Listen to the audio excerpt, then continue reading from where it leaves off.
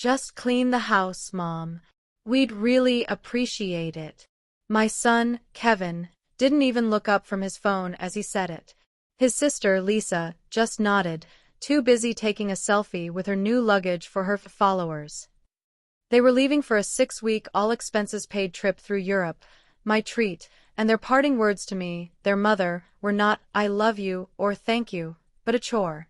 A command.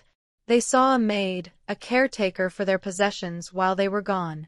They had no idea that I was about to take their casual, cruel instruction very, very literally. I was going to clean the house out, all right, permanently. This is the story of a mother who was pushed too far and decided to clean house in the most shocking way imaginable. If you believe that a woman's home is her castle, and she has the right to sell it, subscribe now and hit the notification bell. You're going to want to see the fallout. The scent of Lisa's expensive perfume mingled with the leathery smell of Kevin's new travel bag. The hallway of our large, beautiful home was an obstacle course of their belongings, a testament to the whirlwind of entitlement that had just swept through. I stood at the front door, waving with a smile I didn't feel, as the airport shuttle pulled away, carrying my 2 adult children, aged 28 and 31, off to their European adventure. The moment the car was out of sight, my smile collapsed. I closed the heavy oak door and leaned against it, the silence of the house pressing in on me. This house was my life's work. My late husband, George, and I had built it from the ground up. Every room held an echo of our life together. The pencil marks on the kitchen doorframe tracking the kids' heights, the worn spot on the armchair where George read the paper every Sunday, the faint scent of roses from the garden I'd tended for 30 years. After George passed, this house and my children became my entire world. It was a world I had lovingly maintained, a sanctuary I thought we all cherished. I was wrong. To Kevin and Lisa, this house was no longer a home. It was a free hotel, a storage facility, and a bank. Kevin, a serial entrepreneur, whose ventures always seemed to require my seed money but never produced a profit, still lived in his childhood bedroom, now cluttered with unsold inventory from his last failed startup. Lisa, a self-proclaimed lifestyle influencer, had moved out but still used the house as her personal closet and a backdrop for her photo shoots, often leaving a trail of discarded outfits and empty shopping bags in her wake. They were renters who never paid, guests who never left. Just clean the house. The words echoed in the silence. It was the casual, unthinking cruelty of the request that finally broke something inside me. They didn't see me, their mother. They saw a utility. Someone to tidy up their messes, both literal and metaphorical, while they jetted off to see the world on my dime. They saw me as a fixed object, a permanent part of the house's infrastructure, as reliable and unthinking as the furnace or the plumbing. I walked through the quiet rooms, touching the furniture, the photographs, the countless objects that made up the tapestry of our family life. For them, these were just things. For me, they were memories. And they had just ordered me to dust them off. A cold, hard clarity washed over me, a feeling so potent it almost felt like joy. They wanted the house cleaned? Fine. I was going to scour it clean of their presence, their possessions, and their suffocating, ungrateful ghosts. I walked to the kitchen, pulled out the phone book, a relic I know, and found the number for the best real estate agent in town. My hands were perfectly steady as I dialed. Will this radical act of cleaning house lead to a shocking karmic reckoning? This story is just getting started, so keep watching to find out. George was the love of my life. He was a kind, hard-working man who believed in family above all else. His death from a sudden heart attack 10 years ago didn't just break my heart, it broke our family's compass. I think in my grief I tried to become both parents to our children, and in doing so I failed them. I softened every blow, paid for every mistake, and cushioned their fall so many times that they forgot how to stand on their own 2 feet. This wasn't a world of old money or dynastic wealth. It was the comfortable, upper-middle-class American dream that George's hard work had provided, and that I was now allowing them to squander. Kevin, my son, had all of his father's charm but none of his work ethic. He saw himself as a visionary, a future tech billionaire. In reality, He was a man who was terrified of a 9-to-5 job. His startups, a subscription box for artisanal dog treats, a social media app for rock climbers, a line of eco-friendly phone cases, all had one thing in common. They were funded by the Bank of Mom and abandoned the moment they required actual, sustained effort. He treated me with a sort of affectionate condescension, as if I were a sweet but clueless investor he had to manage. Lisa was, in many ways, more ruthless. She had curated a perfect life online, one that bore little resemblance to reality. Her thousands of followers saw a glamorous jet-setter with impeccable taste. They didn't see that the designer clothes were often bought and returned after being photographed, or that the exotic trips were funded by her mother's retirement savings. She viewed me with a mixture of necessity and embarrassment. She needed my money, but she was ashamed of my suburban lifestyle. To her, I was the uncool but necessary producer of her fabulous life. My role was to be supportive, generous, and above all, invisible. Together, they formed a perfect ecosystem of entitlement, feeding off my love and my resources, giving nothing back but demands. What is the secret plan that could change everything? The real estate agent, a sharp, empathetic woman named Carol, arrived the next day. I had expected judgment, perhaps a gentle suggestion to think it over. Instead, after I explained the situation in a calm, matter-of-fact tone, she looked at me with a glimmer of what I can only describe as profound solidarity. "Ma'am," she said, closing her notebook, "let's get this house sold." The universe, it seemed, was on my side. The American housing market in our desirable suburb was white-hot. But we ran into an obstacle that was also an opportunity. The perfect offer came in just 3 days later. It wasn't from a family looking to build memories. It was from a large development corporation.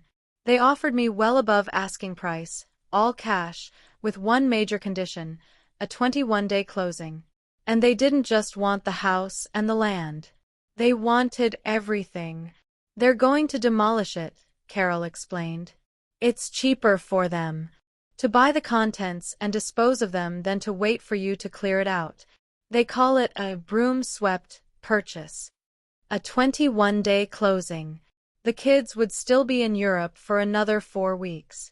The timing was a terrifying, perfect gift. The new conflict became a frantic race against the clock. My vengeance was not going to be a slow burn. It was going to be a lightning strike. I had to sort through 35 years of memories, deciding what was truly mine and what was just part of the life I was leaving behind. I spent my days packing boxes, not with the sorrow of a woman leaving her home, but with the focused intensity of a soldier preparing for a mission. I packed my photo albums, George's old letters, my grandmother's jewelry, the true treasures. Everything else, the furniture, the appliances, the kids' entire material history from participation trophies to their expensive, neglected sports equipment, was part of the sale. It was no longer mine. I was cleaning the house, just like they'd asked. Will a secret from the past turn the tables? The ticking clock of the closing date was the main source of pressure, but complications arose that threatened to derail my entire plan. The first was my nosy neighbor, Mrs. Gable. She watched the house like a hawk from her kitchen window and noticed the parade of inspectors and appraisers. "Having some work done, Martha?" she'd ask, her voice dripping with suspicion. I had to create a plausible story about asbestos abatement and foundation checks, a stressful performance that left me drained. The more significant complexity came, predictably, from my daughter. Lisa called me via FaceTime from a picturesque cafe in Florence. "Mom, oh my God, I have a total crisis," she began, without so much as a hello. "I need you to find my vintage Chanel blazer, the pink one. I absolutely need it for a photo shoot at the Trevi Fountain. Can you overnight it to the hotel? It should be in the back of my third closet." My heart pounded. Her third closet was a small bedroom I had converted for her overflow of clothes. It was a room I had already mentally detached from, part of the contents of the sale. The request was a perfect microcosm of her entitlement, a demand for me to drop everything to serve her aesthetic, with no thought for the cost or effort involved. This was a direct threat to my operation. A missing blazer could lead to questions, to an early return. I had to play along. "Of course, sweetie," I said, my voice betraying none of my panic. "I'll look for it right now." After the call, I walked into the room, found the blazer, and packed it. But I didn't ship it. I placed it in one of my own boxes, the ones marked personal. It would be my last act of service for her, a final piece of her old life that I would hold on to, just to ensure my new one could begin. But will the next event shock everyone? The day of the closing was surreal. I sat in a sterile lawyer's office, the same one where George and I had signed the original mortgage papers 3 decades earlier. The stack of documents in front of me felt as heavy as a tombstone. For a moment, a wave of doubt washed over me. Was I really doing this? Was I destroying my family's history out of spite? My phone buzzed on the polished table. It was a new post from Lisa's Instagram. It was a photo of her and Kevin, laughing, holding glasses of champagne on a balcony overlooking the Swiss Alps. The caption read, "Living our best life. So grateful for this much-needed escape from the stresses of home." Meanwhile, hope Mom is enjoying her quiet time and getting the house in order. Winking face #Europe #sibling goals #blessed. The wink emoji. The casual, public dismissal of me as their cleaning lady. It was the final, clarifying slap in the face. It wasn't just spite. It was survival. It was a declaration of independence. They were living their best life by escaping me, so I was going to live my best life by escaping them. The doubt vanished, replaced by a cold, hard certainty. I picked up the pen. The lawyer pointed to the final signature line. "Mrs. Davies," he asked gently, "are you ready?" I thought of George and what he would think. He never would have stood for their disrespect. He would have wanted me to be happy, to be free. This was not a betrayal of his memory. It was an affirmation of the strength he had always seen in me. I took a deep breath and signed my name. The pen stroke was firm and steady. I pushed the papers across the desk. It was done. The house, the furniture, the memories, the burdens, none of it was mine anymore. The lawyer handed me an envelope. Inside was a cashier's check for a sum of money so large it didn't seem real. I had just sold my past to buy my future. How will this shocking secret change their lives forever? This incredible twist has you hooked? Subscribe now for more stories of delicious karma. I didn't go back to the house. There was nothing there for me. My boxes were already in a secure storage unit. My car was packed with a single suitcase. I drove not to a new house, but to the airport. I used my phone to transfer the funds from the check into a new bank account at a new bank, one my children had no knowledge of. Then, I booked a one-way, first-class ticket to Honolulu. I had always wanted to see Hawaii. George and I had planned to go for our 30th anniversary. Now I would go for him. For me. For weeks later, I was sitting on the lanai of a beautiful beachfront condo, sipping a Mai Tai and watching the sunset, when my new, untraceable phone rang. It was an unknown number, but I knew who it was. I had left this number with Mrs. Gable, with instructions to give it to my children, only in a true emergency. I suppose, for them, this qualified. "Mom!" It was Lisa's voice, high-pitched with panic and fury. "What the hell is going on? We just got home, and there's a huge fence around the house. There's a sign that says, 'Demolition in progress.' And our keys don't work. We called the police." I took a calm sip of my drink. "Hello, Lisa. It's not your house anymore." "What are you talking about?" Kevin yelled into the phone. "Where are you? And where is all our stuff?" "My stuff," I corrected gently, "is with me. Your stuff, I suppose, is now the property of the Sterling Development Corporation. I did what you asked, kids. I cleaned the house. I sold it and everything in it. It's all gone. The silence that followed was the most beautiful sound I had ever heard. It was the sound of two spoiled, entitled adults realizing for the first time in their lives that actions have consequences. The immediate consequence for them was not just the loss of their possessions, it was the loss of their entire reality. They were, in that moment, homeless, assetless, and completely, utterly on their own.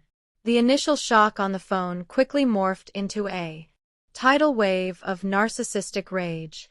They screamed, they threatened, they accused me of being insane, of having a breakdown.